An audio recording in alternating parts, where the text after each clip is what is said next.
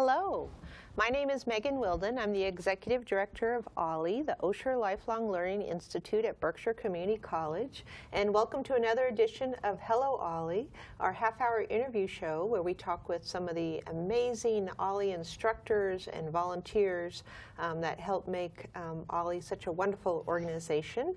We're also thrilled to have a terrific top-notch production crew from Miss Hall School, as well as being produced right here at Pittsfield Community Television, so thank you for everyone that helps make this happen.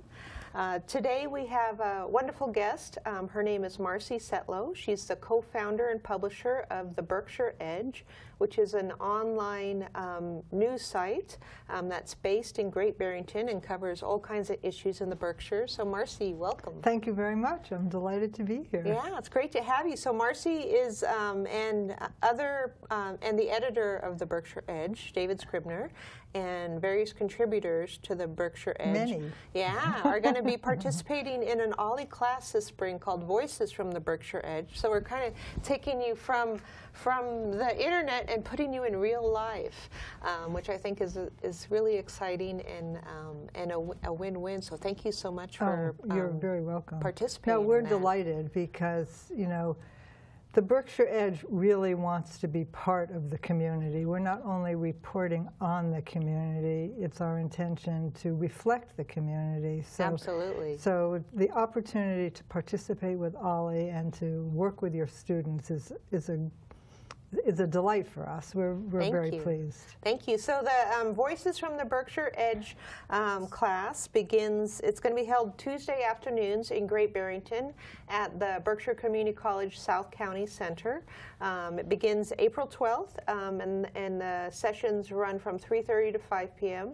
for 6 weeks. And the first session will start off with Marcie talking about the genesis of the Berkshire Edge and kind of the workings behind the scenes. And the challenges of publishing an online newspaper. Yeah, because absolutely. We are really a full-service newspaper. We're not a blog and we're not a zine. Yeah. We are we are a full-service newspaper with all of the sections that you would find in a newspaper, and that's very challenging to do that online and we're still essentially a startup. So there are lots. I think your students will find it very interesting to know what kinds of challenges we face. Absolutely, and I think it's such an important subject.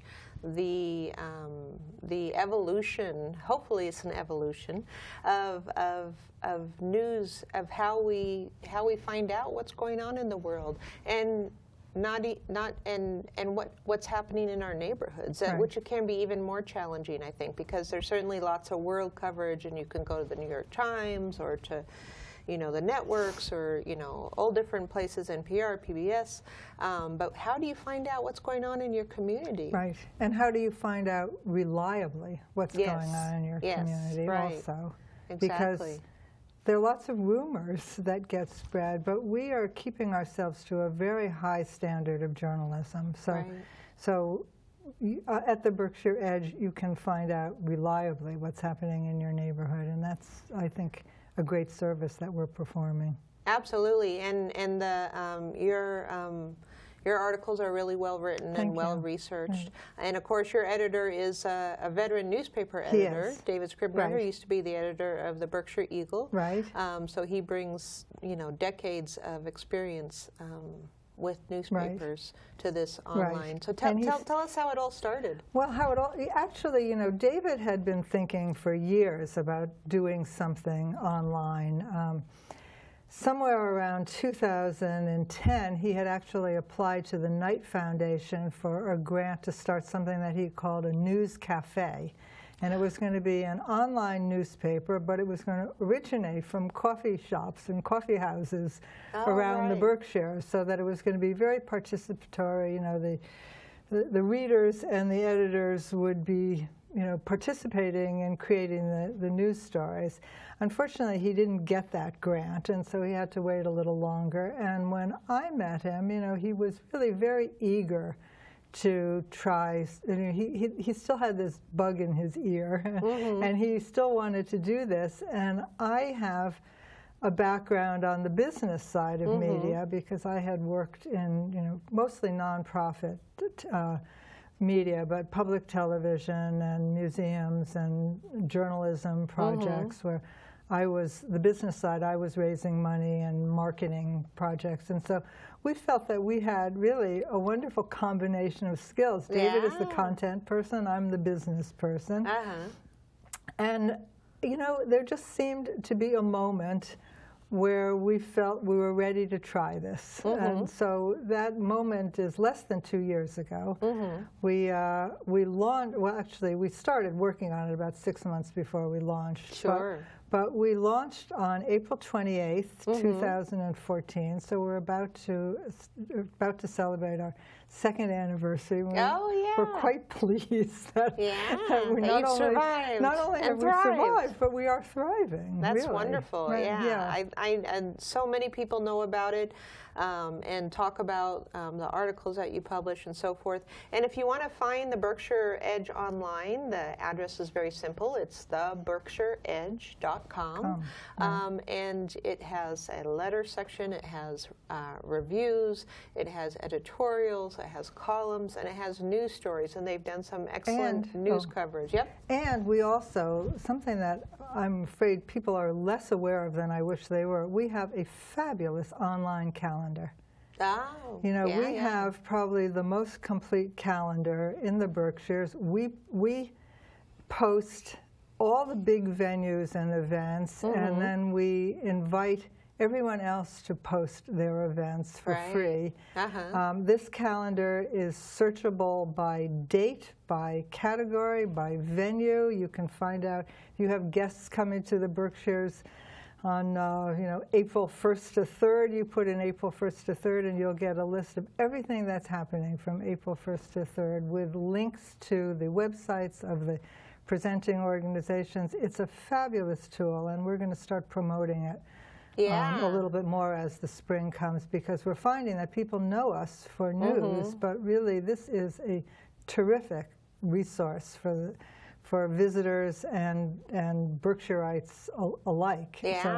So we're hoping that more people will start to use our calendar. That's been the holy grail of for the Berkshires for so long, is to have one integrated, comprehensive events calendar, because there's so much going on, and there's often events bump up on each other. Partly it's because they don't know, partly it's because, well, we have a lot going on. Well, and not only that, we also have a galas page where we invite all the nonprofits to let us know when their galas are, and we will post them and the dates, because we found that there's so many nonprofits and there's so many galas that people, when they're scheduling, really want to know who else is scheduling on that same day. So if you send us your gala, you send it to info@the-Berkshire Edge, and we will post that, and it helps publicize your gala, and also it helps other people know that you've already staked out that date, and they should perhaps find another date.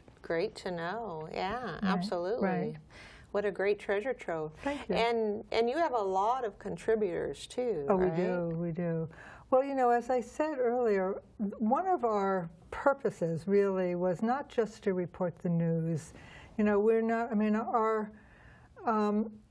not sensationalizing news. We're not, we don't focus on crime. Our real purpose is to reflect the rich and exciting environment of the Berkshires and the people who live here. So we have reached out really to, talented people all over the Berkshires, and although we have a very limited staff, we have about 65 contributors who are writing us, and you can see on our site we have a list of contributors, and if you go down that list of contributors, you will see that there are an awful lot of people that who are contributing to the Berkshire Edge. So we feel that by inviting all these people to send us what they're interested in, that we really are reflecting our community, that you know, you can read articles by your friends and your neighbors and people you know, and they're all commenting on, you know, the life we're living here in the Berkshires. So it's very comprehensive. Yeah, and we have such a rich we do. A rich array of writers, retired or not retired, and creative people. So to draw on the strengths of the Berkshires and encourage people to contribute, I think is a terrific thing. And it's, you know, and it's always a surprise. You know, if you're a subscriber to the Berkshire Edge, which I hope many viewers will become, it's free. Just sign up, give us your email, and then you get email updates. Then you get an email every morning with the latest stories. And what I love about this email is that you never know what you're going to get. Sure, you know, we've had poems, we've had essays, we've had a serialized novel, we have reviews, we have food. I mean, we have. So it's not just hard news. No, we have Lee Butala, who is the marketing director of the Berkshire Botanical Garden, is writing us a weekly column, which comes out on Thursdays. And today is Thursday. And he's on gardening. On gardening, nice. and it's, you know, it's about the self-taught gardener. So he's talking about that would be me. Gardens. Yes, I mean, and everyone. So his column is attracting a lot of attention. We are just relaunching a series that I call Transformations, where I've asked interior designers, architects, and landscape designers to write me articles on projects they've done. It's called Transformations because they're describing the transformation that they have created on this particular site. So with pictures of before, during, and after, and how they did it. So you know, for all of us who self-taught interior designers, landscapers, and property owners. But so, you know, so we have really a rich. We have obituaries, of course, and you know, the good thing about the Berkshire Edge is that we update daily. Which is why we send out a daily email. So there are at least 4 new stories every day. Wow. And excuse me. And so, you know, we do publish obituaries, and because those are stories too. Those are stories too, and we have them on instantly. You know, you don't have to wait until maybe after the funeral took place to discover that somebody has died. So it is really a very varied, as I said, full-service newspaper with lots of very interesting and surprising stories. We have also, you know, we have a recovering heroin addict who is writing us a regular column. She wrote us a story. Wow. First, she sent us a letter. It was her first article was in the form of a letter to heroin, as if it were a lover. You know, she wrote, "Dear heroin, I thought you loved me, but now I realize this love is very dangerous to me, and I am trying to break off from you, but you keep coming after me." And now she's continuing to write a regular column on how you recover from heroin, because, you know, we do have a very big heroin problem in the Berkshires. And so we've got that. So and prescription drugs. And prescription drugs also. So, you know, we're trying to address the major issues in a in-depth and interesting way. But also, you know, we like to be a little offbeat. I mean, if you know my editor, David Scribner, you know that his approach is always very original, and it's certainly reflected in the Berkshire Edge. Absolutely, that's wonderful. So if you're just joining us, we're talking with Marcie Setlow. She is the co-founder and publisher of the Berkshire Edge, which is an online newspaper based in Great Barrington. You can find it online at www.theberkshireedge.com. berkshireedge.com. And OLLI is thrilled to partner with the Berkshire Edge this spring on a course entitled Voices from the Berkshire Edge, where they step off of the internet and into a classroom at Berkshire Community College's South County Center in Great Barrington. And each week the class will introduce one of the participants in the Berkshire Edge. We'll start with Marcie, the publisher. The second week we'll have David Scribner, who's the editor. And we're still working out exactly who's when, but the assistant editor, Heather Bellows, assistant editor, she's managing editor. She's done some amazing articles about very current issues, so we're hoping we'll be talking about those issues ranging from GE and the rest of the river to the Kinder Morgan pipeline, the Eagleson School, all of these things that really are developing stories, I think, in the Berkshires. The Berkshire Edge also has wonderful columnists and contributors who write about the arts, who write about history, the local history. So we'll have Carol Owens, and we hope to have some of the arts columnists as well to really show you the diversity of views and the diversity of coverage in the Berkshires. And then I think what'll be exciting, I hope for you guys, is you'll be able to get real-time feedback from both people who already read you and love you and people who may not have heard of you before and who will be experiencing, reading about the Berkshire Edge for the first time. So I think the give and take will be really exciting. No, and we really do want to, we want feedback. In fact, the interesting thing is, we have, we invite comments from our readers. Now, we try to maintain a high standard. Comments to online publications have been a problem across the board. And we lots of bottom feeders. Lots of bottom feeders, and it's very easy to be nasty when you're anonymous. Exactly. So we have set a high standard. We require, really, that people give us their first and last names. Our feeling is if you want to publish your opinion, then you have to own it. Yeah, especially on a news site. Especially on a news site. But we have had amazing comments. We have, sometimes the comments are actually longer than the articles.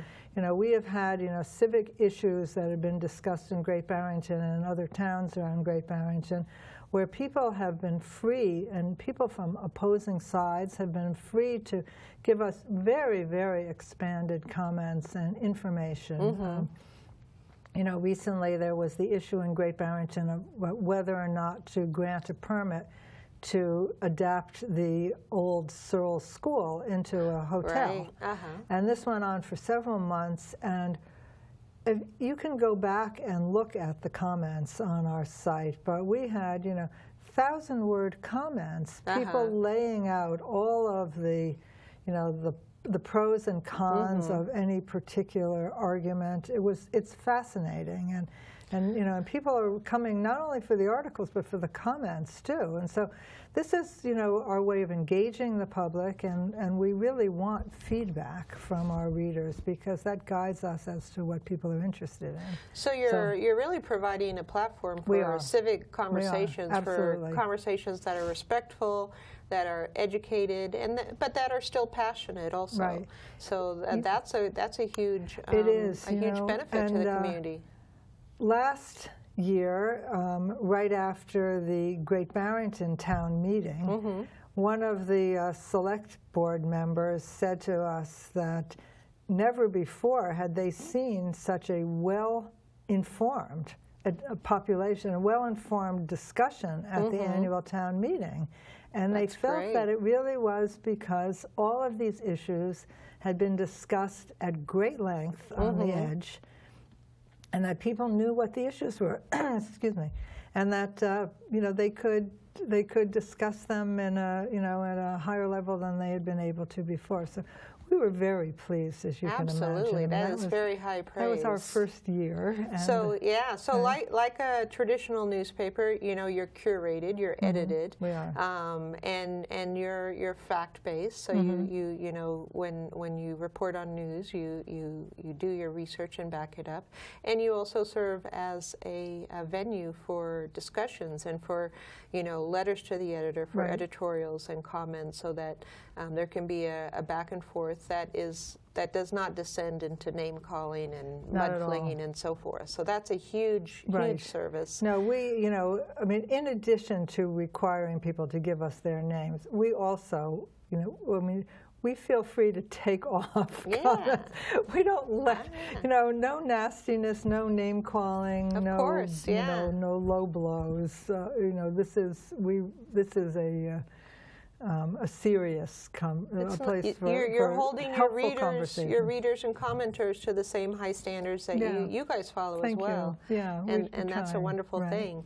So if you're interested in taking the Voices from the Berkshire Edge class, the class starts Tuesday, April 12th. It's going to be held from 3:30 to 5 p.m.